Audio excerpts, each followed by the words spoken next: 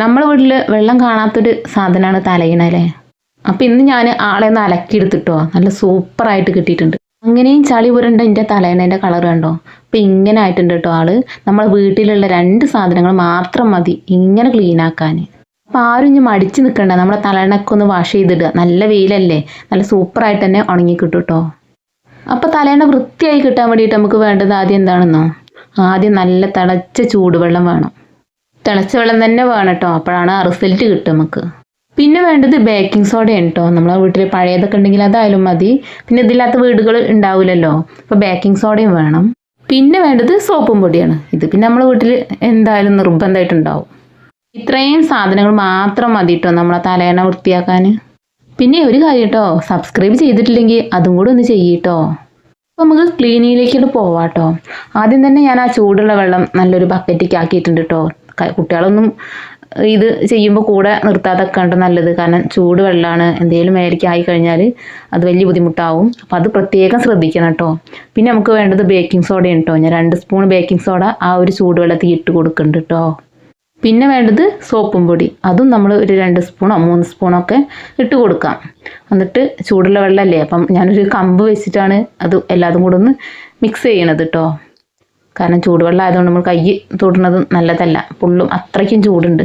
പിന്നെ ആ ഒരു ചൂടായ ആ ഒരു വെള്ളത്തേക്ക് നമ്മളെ തലയിണ ഒന്ന് ഇറക്കി കൊടുക്കുക.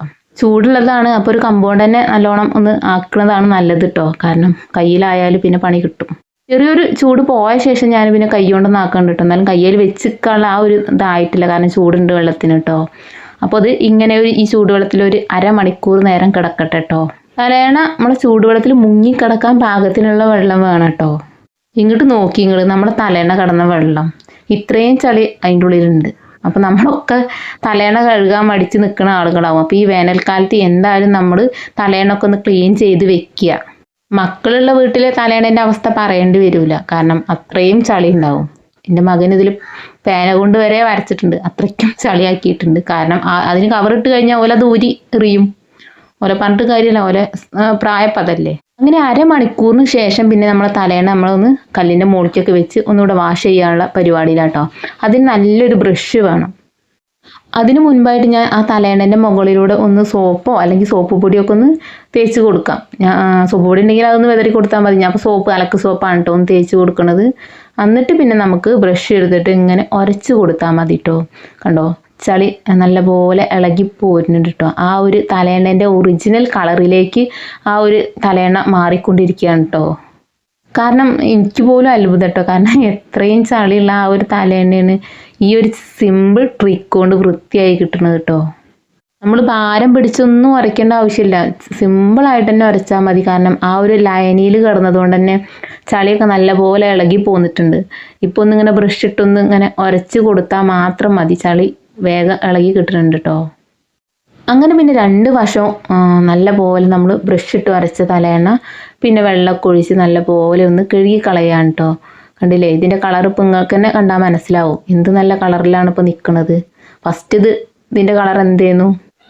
അപ്പോൾ ഇനി മുതൽ ഞാൻ ഈ ഒരു ട്രിക്ക് അറിഞ്ഞതുകൊണ്ട് ഞാൻ എന്ത് ചെയ്യും, ഇനി എൻ്റെ തലയിണകൾ ഞാൻ എന്തായാലും ഇങ്ങനെ അലക്കും. അപ്പോൾ തലയിണ അലക്കാൻ മടിയുള്ളവരൊക്കെ ഈ ട്രിക്കൊക്കെ ഒന്ന് ഉപയോഗിച്ചിട്ട് ഒന്ന് അലക്കി നോക്കുക കേട്ടോ. വലിയ പണിയും കാര്യങ്ങളൊന്നുമില്ല, നമ്മളെ വീട്ടിലുള്ള ചെറിയ ചെറിയ സാധനങ്ങൾ മാത്രം മതി നമുക്ക് ഈ ഒരു തലയിണ വൃത്തിയാക്കാൻ. അപ്പോൾ എല്ലാവരും ഒന്ന് ട്രൈ ചെയ്ത് നോക്കുക.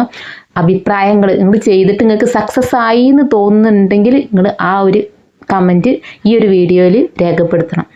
പിന്നെ ഞാൻ ഒരു വട്ടം കൂടെ പറയാണ്, വീഡിയോ ഇഷ്ടമായാൽ ലൈക്ക് ചെയ്യാനും അതുപോലെ കമൻറ്റ് ചെയ്യാനും സബ്സ്ക്രൈബ് ചെയ്യാനും മറക്കരുത് കേട്ടോ. നിങ്ങളെ സബ്സ്ക്രൈബും കമൻറ്റും ലൈക്കും ഒക്കെയാണ് നമുക്ക് മുന്നോട്ടുള്ള പ്രചോദനം. അപ്പോൾ നിങ്ങൾ ഉറപ്പായിട്ടും സബ്സ്ക്രൈബൊക്കെ ചെയ്യണം കേട്ടോ. അപ്പോൾ ഓക്കെ, അടുത്തൊരു നല്ലൊരു വീഡിയോ ആയിട്ട് ഞാൻ വീണ്ടും വരുന്നതാണ്.